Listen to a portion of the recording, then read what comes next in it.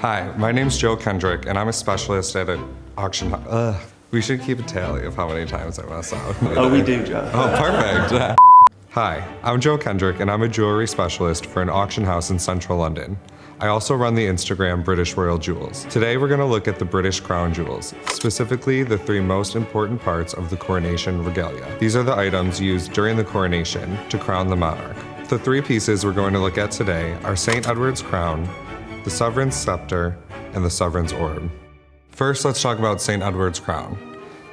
St. Edward's crown was made for King Charles II in 1661. It was the first crown made after the English Civil War. The crown is made up of a solid gold frame, and it's set with 4 cross pate and 4 fleur-de-lis. The 4 arches meet in the middle for the central mond, and it's surmounted by a cross on top. The bottom is trimmed with a band of ermine, and on the inside is a purple velvet cap.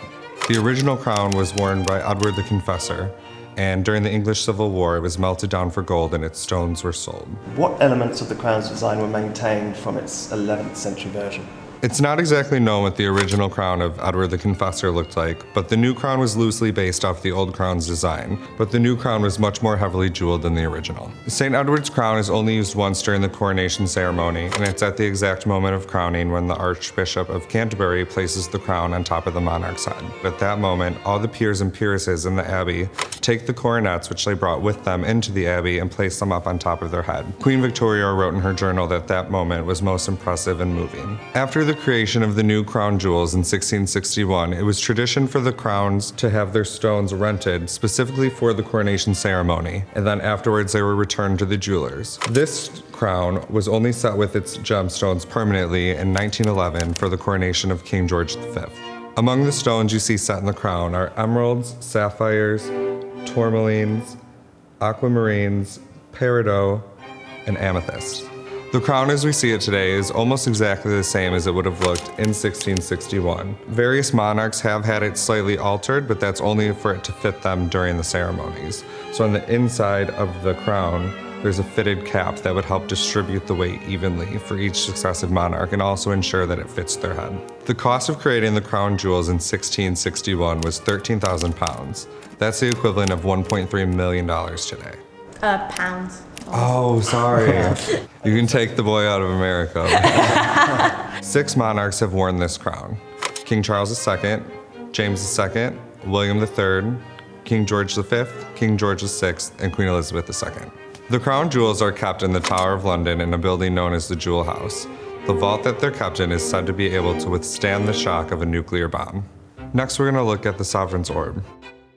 The orb is a hollow gold ball which is set with clusters of sapphires, rubies, and emeralds, and clusters of diamonds.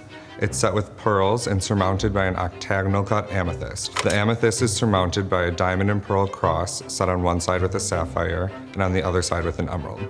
The orb is a representation of the monarch's power, and it symbolizes the Christian world, which is why it's split into 3 sections, because at the time that it was made, only 3 continents were known to man. It's a visual representation and reminds the monarch that their power is derived from God. The orb is placed in the monarch's right hand during the coronation ceremony.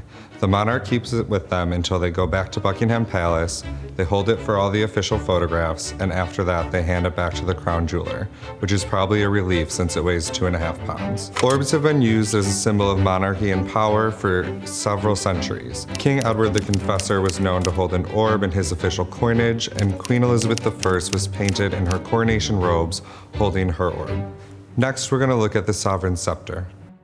The scepter is a representation of temporal power and good governance by the monarch. The scepter has been modified since it was first created. One notable modification was when King George IV had enamel detailing added onto it to represent the different areas of the United Kingdom. The enamel detailing depicted a shamrock, a thistle, and a rose. At the top of the scepter is a heart-shaped structure set with the Cullinan diamond, a large faceted amethyst, and a diamond cross set with an emerald. The largest alteration to the scepter came in 1910 when the crown jeweler added the heart-shaped dome structure that the Cullinan one was placed in. They were instructed to make it hinged so the diamond could be removed and worn as a brooch, as it was by Queen Alexandra and Queen Mary. The Cullinan 1, which is the largest cut, colorless diamond in the world, weighs in at 530 carats. It's also known by its nickname, the First Star of Africa. The South African government at the time wanted to present the diamond to King Edward VII back in England, but there was a problem with how to send the diamond securely there. A replica was made of the diamond, and that replica was sent on a ship portrayed to the world as the real diamond. The real diamond was put in a biscuit tin and sent by ordinary mail post to England. Both arrived safely. The Cullinan diamond was cut in Amsterdam and produced 9 major stones. The 2 largest stones from the Cullinan diamond were set into the crown jewels and became crown property. The 7 smaller principal stones and the 96 diamond chips became Queen Mary's personal property. Seen here is the Cullinan 5. It's a heart-shaped diamond cut from the Cullinan diamond. It's the most worn brooch throughout the Queen's reign. The Cullinan 3 and the Cullinan 4 were turned into a brooch for Queen Mary. She left these to her granddaughter, the current queen, who affectionately calls them Granny's chips.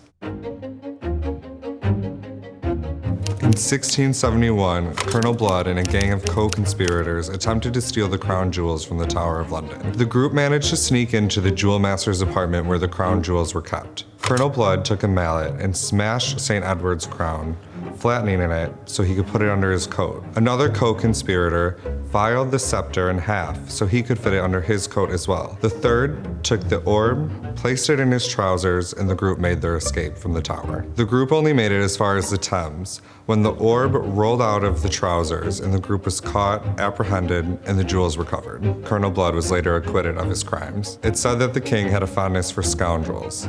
So there you have it, a brief look at the Coronation Regalia, just one part of the amazing British crown jewels.